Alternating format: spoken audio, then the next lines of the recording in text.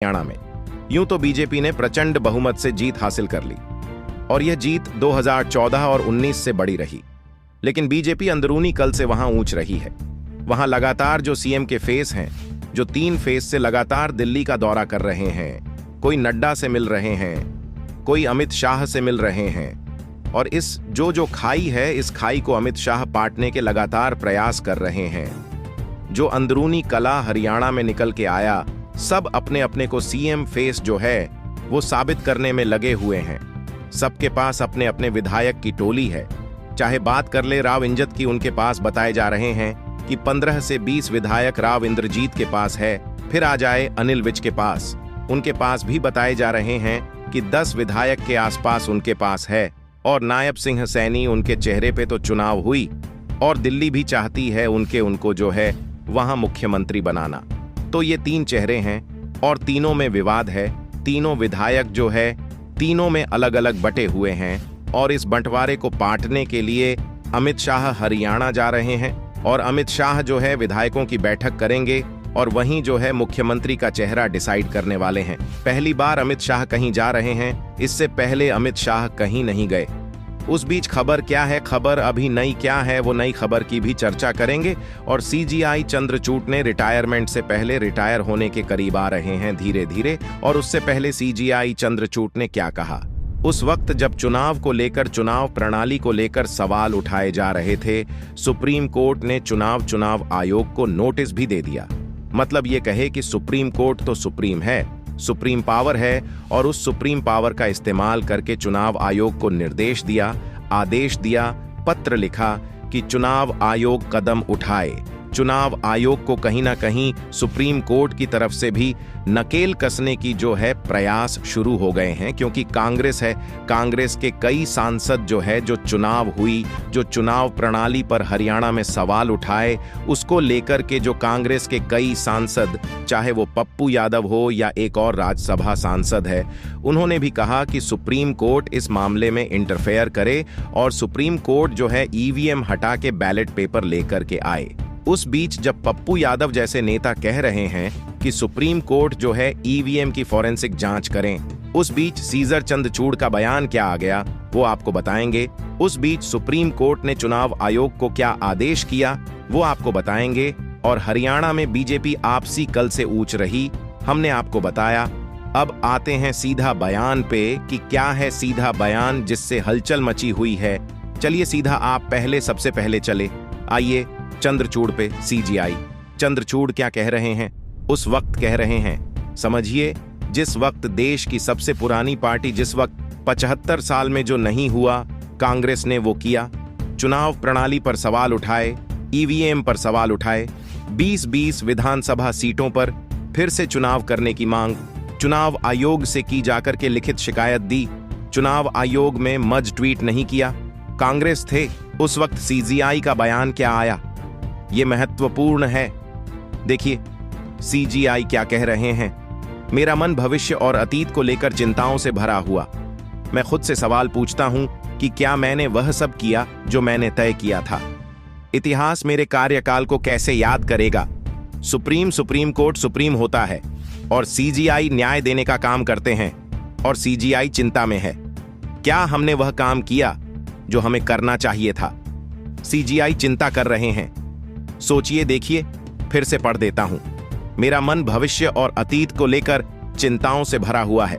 मैं खुद सवाल पूछता हूं कि क्या मैंने वह सब किया जो मैंने तय किया था।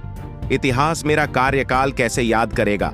मतलब चंद्रचूड़ को भी अंदर से लग रहा है, सीजीआई को लग रहा है कि हमें जो करना चाहिए था वह फैसला हम नहीं ले पा रहे हैं। हम वह फैसला अब तक नहीं लिए, लेकिन सीजर चंद्रचूड़ अपने फैसले की वजह से जाने जाते हैं। और जिस तरीके से अभी चुनाव आयोग को आदेश निर्देश दिए हैं, और जो कांग्रेस के गदावर नेता जो है वो सुप्रीम कोर्ट से गुहार लगा रहे हैं, वो क्या कह रहे थे सुप्रीम कोर्ट से, वो भी देख लीजिए। यह सब बयान वक्त आया है जब हरियाणा में चुनाव रिजल्ट घोषित हुए।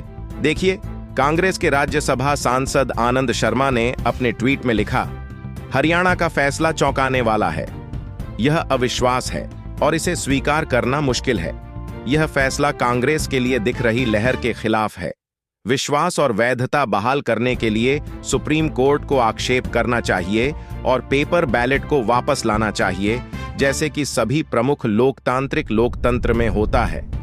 तो ये राज्यसभा सांसद है कांग्रेस के, वो कह रहे हैं कि सुप्रीम कोर्ट को हस्तक्षेप करना चाहिए और जो है बैलेट पेपर बहाल करना चाहिए। पप्पू यादव क्या कह रहे हैं देखिए। हरियाणा चुनाव में बैलेट की गिनती में कांग्रेस 74 सीट पर आगे थी, ईवीएम की गिनती में मात्र 35 सीट पर कैसे सिमट गई। मेरा मानना है कि हरियाणा चुनाव की सारी ईवीएम की फॉरेंसिक एनालिसिस होनी चाहिए। पूरी चुनाव प्रक्रिया की जांच सुप्रीम कोर्ट की संवैधानिक पीठ करे। मतलब आज भी सुप्रीम कोर्ट पर लोगों को भरोसा है, आज भी सुप्रीम कोर्ट से गुहार लगाई जाती है। और सीजीआई जो है वह चिंतित तो है ही, और उस वक्त क्या फटकार लगा है, माफ कीजिएगा, क्या निर्देश जो है चुनाव आयोग को दिया गया है वो आप देख लीजिए। और क्या आरोप फिर चुनाव आयोग से झारखंड से लग गया, चुनाव आयोग पे वो भी आपको बताने का काम करेंगे। ये देखिए, इसके साथ ही अदालत चुनाव आयोग को निर्देश जारी करके कि वो चुनाव पूर्व अवधि के दौरान राजनीतिक दलों की फ्री बीच का वादा करने से रोकने के लिए तत्काल और प्रभावी कदम उठाए। पीठ इस मामले में नोटिस जारी किया और अन्य लंबित याचिका के साथ टैग कर दिया। तो सुप्रीम कोर्ट ने क्या किया वो आपने देखा हरियाणा में। अब राज्यसभा चुनाव की रेस, भाजपा विधायक इस्तीफा के बाद बड़ी हलचल, ये भी बताएंगे आपको। चुनाव आयोग को जो है सुप्रीम कोर्ट ने नोटिस दिया। चुनाव आयोग को सुप्रीम कोर्ट ने कहा कि यह जो फ्री बीच का मामला होता है, पहले आम आदमी पार्टी ने इस मामले को शुरू किया था। फ्री बीच के मामले को लेकर के इस पर आम आदमी पार्टी को लेकर कई आरोप लगते हैं, और इस फ्री बीच के मामले को लेकर जो तरह तरह की स्कीम जो है वह चुनाव से पहले दिया जाता है, उसको लेकर चुनाव आयोग से जो है सुप्रीम कोर्ट ने निर्देश जारी कर दिया कि अब ऐसा नहीं होना चाहिए। यह आप सुनिश्चित करेंगे। लोगों को लगता था कि चुनाव आयोग, हालांकि वो स्वतंत्र एजेंसी चुनाव कराती है, उस पर कोई सवाल नहीं उठा सकता है, लेकिन सुप्रीम कोर्ट तो सुप्रीम कोर्ट है, वो किसी को भी निर्देश दे सकता है। तो एक उम्मीद यहां जगती है कि जब सुप्रीम कोर्ट जो है चुनाव आयोग को निर्देश दे रहा है, पत्र लिख रहा है कि अगली बार से ये नहीं होनी चाहिए, ये सुनिश्चित करें। आप तो इससे ये उम्मीद जागती है कि सुप्रीम कोर्ट अभी जिंदा है, सुप्रीम कोर्ट न्याय करता है और सुप्रीम कोर्ट तमाम मामले को देख रहा है गंभीरता से। और सुप्रीम कोर्ट के एडवोकेट भानु प्रताप और महमूद परा जो है इस मामले को सुप्रीम कोर्ट भी ले गए। वहां भी क्या सुनवाई होगा, क्या फैसला होगा, जो भी आएगा आपको बताएंगे। लेकिन पहली खबर यह है, अच्छी खबर यह है कांग्रेस के लिए कि सुप्रीम कोर्ट जो है आज भी चुनाव आयोग को जो है निर्देश देने का काम करता है। सुप्रीम कोर्ट आज भी चुनाव आयोग को जो है कटघरे में खड़ा करने का काम करता है। अब देखिए दूसरी खबर पर आते हैं, क्या मामला है देख लीजिए। यह भी चुनाव आयोग से जुड़ा हुआ है। मतलब चुनाव आयोग को सवालों के घेरे में किस तरीके से लिया जा रहा है वो देखिए। क्या है, क्या बीजेपी को कल ही मिल गई थी? चुनाव आयोग के कार्यक्रम की जानकारी जेएमएम ने लगाया। गंभीर आरोप, महाराष्ट्र और झारखंड में चुनाव है। महाराष्ट्र और झारखंड में आज जो है चुनाव आयोग तारीखों का ऐलान करने वाला है। 3 बजे अभी अनाउंस नहीं हुआ है, 3 बजे 3:30 पर अनाउंस हो जाएगा। और जो है वह बताने वाला है कि कितने तारीख को जो है चुनाव वहां होंगे संपन्न। और इसको लेकर जेएमएम आरोप ये लगा रही है कि बीजेपी को पहले ही पता चल गया था कि आज चुनाव आयोग जो है प्रेस कॉन्फ्रेंस करने वाला था मीडिया से, और बाकी लोगों से को पता चलने से पहले यह आरोप वह जेएमएम लगा रहा है। अब देखिए हरियाणा में राज्यसभा चुनाव की रेस, भाजपा विधायक के इस्तीफा के बाद बड़ी हलचल। वो खबर क्या देखिए। हरियाणा विधानसभा चुनाव में इमराना सीट से जीत दर्ज करने के बाद वरिष्ठ नेता कृष्णलाल पंवार ने राज्यसभा से इस्तीफा दे दिया। वही खाली हुई सीट के लिए लॉबिंग शुरू हो गई। बीजेपी में यहां भी लॉबिंग शुरू हो गई है कि उस खाली सीट पर कौन जाएगा। हमने आपको बीजेपी में जो खबर बताई कि बीजेपी में जो आपसी कल है वो निकल के सामने आ गई। आपने देखा नायब सिंह सैनी जाकर के मिलते हैं, आपने देखा अनिल विज जाकर के दिल्ली मिलते हैं, और तीनों सीएम की रेस में है और सबके पास अपने अपने विधायक हैं।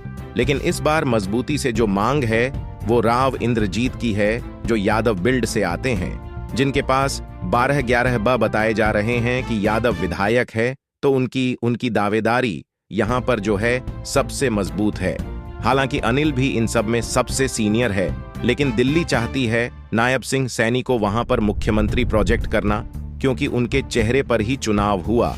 तो कुल मिलाकर के जो है यह देखना दिलचस्प होगा कि यह जो टूट की खबरें निकल के आ रही है उसे अमित शाह पाट पाएंगे, नहीं पाट पाएंगे। और सुप्रीम कोर्ट जो एडवोकेट महमूद पर आ गए हैं इस मामले को लेकर, ईवीएम को लेकर, जो 20 सीटों का मामला है इसको लेकर सुप्रीम कोर्ट क्या एक्शन लेता है, सुप्रीम कोर्ट क्या कुछ निर्देश इसी प्रकार का देता है जो निर्देश अब भी देने का काम किया, ये फ्री विच का जो मामला उसको लेकर के ये देखना दिलचस्प होगा।